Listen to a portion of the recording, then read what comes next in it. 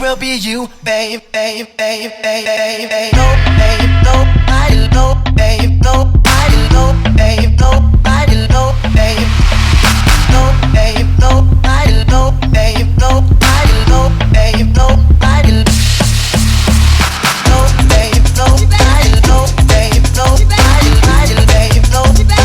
babe, nobody, no, babe, no, babe, nobody, no, babe, nobody, no, babe, nobody.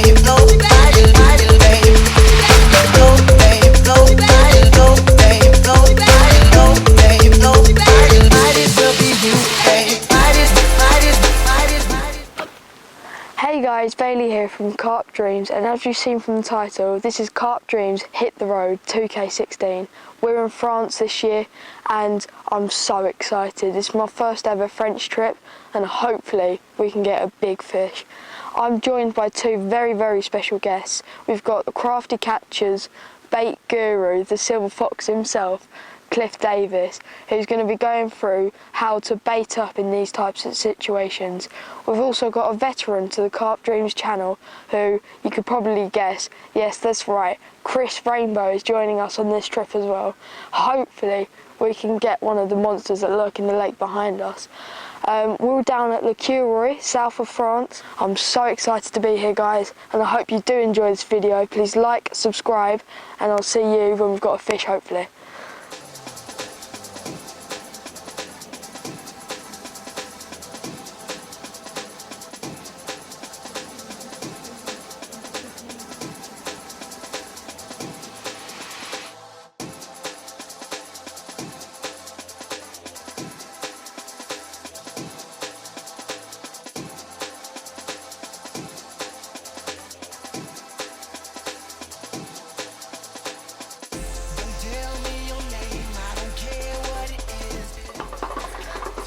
Oh my god, oh my god. Am I clear of the mat? Yep. 37. What? I swear to God. Good. 37.5.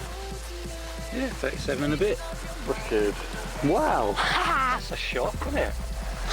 Hi guys, so I said we'll be back with a carp and this is my first ever French carp. I'm so happy.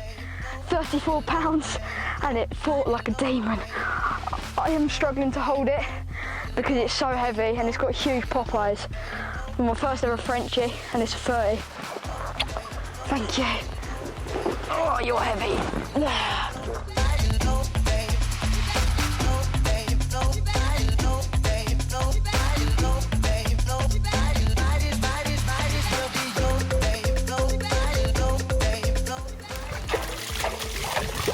That went in my eyes. That hurt so much. That better be recording. Is what you get for a PB in France? It's not. You're lucky it's a hand, not a bucket. What? I'm joined by the owner of the Queroy with this stunning scenery. Thank you for joining us, Dan. No problem. Can you just tell the cameras a bit about the Queroy and the stock it holds? So we've got two lakes here. We've got the Napoleonic Lake, which is this one, which is from the Napoleonic era. It's got around around 100 carp in it, ranging from, I think the smallest is 28 now, all the way to 64, average of about 42 to 43 pounds, somewhere around there. And yeah, it's an amazing lake, really. It's a bit like Redmire, really. Yeah. The way that it's set up and the sort of the coziness of the trees and everything like that. And then on the other scale, we've got Lake Elba, which has around 120 carp in there. Slightly smaller, slightly younger, ranging from 20 pounds up to a reported 69, although we've never seen that one. The biggest we've seen come out of there so far is 48, so you know, it's a bit of a disservice calling it a Runswater, but it's more like a Runswater, but with the occasional tricky, carp in but it. it's got... This one's a tricky one. Elba's easier, but it's, you know, it can be good fun up there, whereas this one you're kind of waiting for a fish, but when you hook one, you know it's going to be a decent one. Do you get to fish though? Not particularly. No, I mean, until I owned this, I wasn't a fisherman at all, to be honest. I'd done half an hour on the River Derwent when I was maybe 10 with my brother-in-law, and that was the first and probably the last time I thought I was ever going to fish. And we sort of, when we were looking at moving away from England, and we looked at various different countries, as you do, and various different jobs, and we settled on France, looked at different business opportunities, and settled on a carp fishery without actually knowing anything about it at all.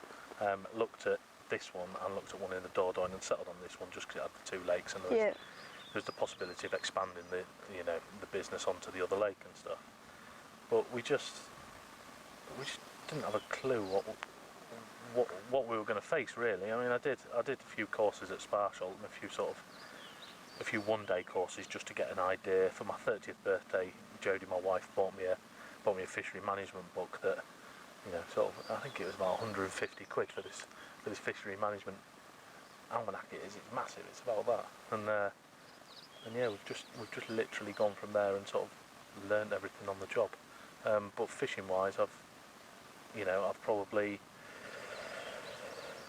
fished Elba now probably 10 times, something like that, since owning it.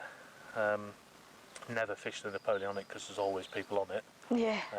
Fished the stock pond a couple of times just to bring a couple of 40s out of there into this one. And that's it, really. I don't really. We're so busy with anglers on all the time, really, that we don't get a chance to fish that much. What's the variant in weights in the stock pond?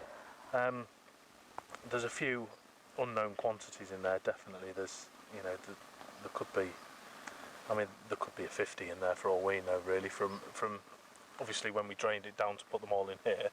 You drain it to a certain level, but you're not going to get every fish out. Yeah, of course. There's definitely a couple of 40s that we moved from the Napoleonic into the stock pond that haven't come back out yet.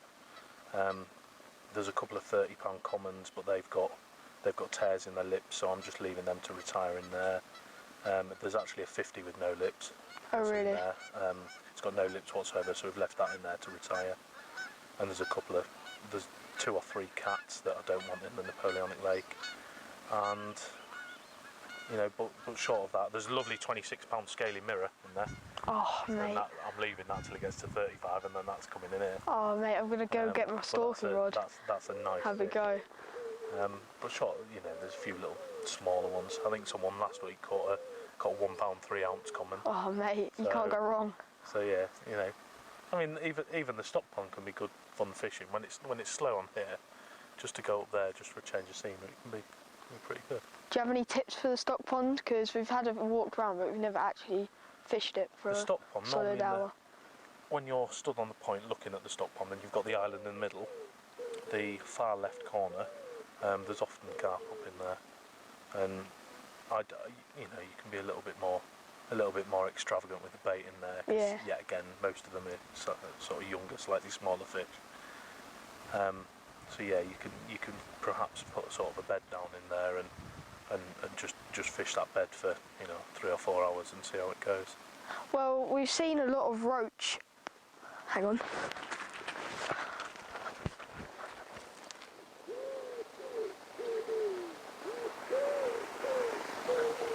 Sorry about that. That looked like it was going to go, didn't it? The line went bow tight and it dropped Yeah. back. I wonder if the camera's caught that. Go on, go. Alright, back to you. So we've seen a lot of roach, both in the stock pond and here. What are you going to do with them? Because there's a lot in here. Yeah, I think that's probably from when we sort of did all the work to the Napoleonic Lake at the end of 2014, and we moved all the fish into the stock pond, and then we literally couldn't get the water out quick enough in the winter of 2014 out of the stock pond to sort of get the fish over into here. So we ended up cutting the bank away, and I think by cutting the bank away, all the silverfish in the stock pond They've escaped. just literally came through. So yeah, it's pretty full of roach and other stuff like that. So in this winter, we're going to drain it and net it and basically sell all the roach and stuff like that, and then starting next year it'll be back to normal. I was gutted because I arrived here and I saw loads of, well, what I thought was about that big carp jumping, and I was one day I was looking at it properly, and it was a roach, and I was like, well, that must be about 6 ounces. I wish I brought my float rod to have a go, but there's probably so many in here, getting a chance for one of the bigger ones. Yeah, well, the guys on Elba have got their float rods this week, and they've said they're just literally chucking it in, and within sort of 20-30 seconds they're just bringing it back out again, and roach about that big on them. Yeah. So it just goes to show sort of how much nutrition there is in both lakes. So if you're getting roach that size, it's a good It's meaning it's sign for your lake, healthy. really.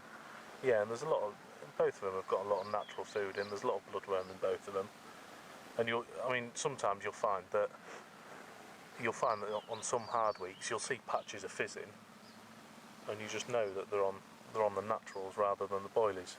And it occasionally happens. It doesn't happen that often. So also we've seen loads of, talking on the subject of roach, we've seen loads of them scattering. Is there any predators in here? A few pike.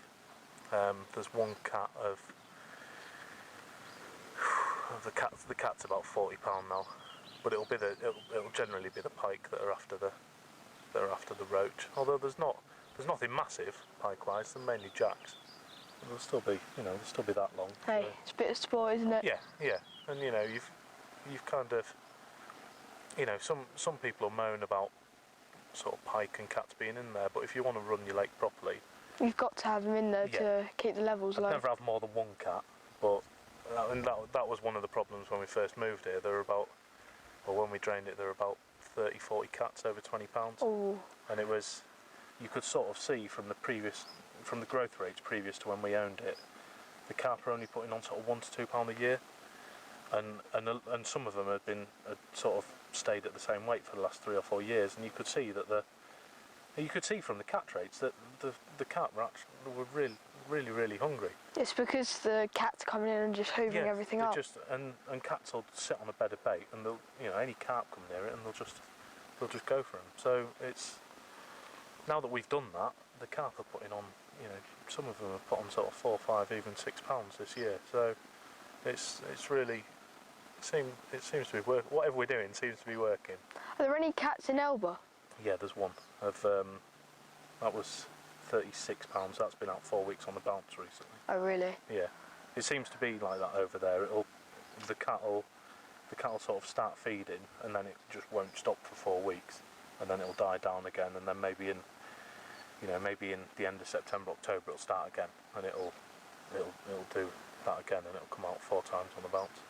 Well, thank you, Dan, for spending some time with us and answering a few questions. I know you're very busy, but I'll let you go back to your jobs. I hope you guys have enjoyed that short interview, and now you know a bit more about Napoleonic and Elba, these beautiful, stunning lakes.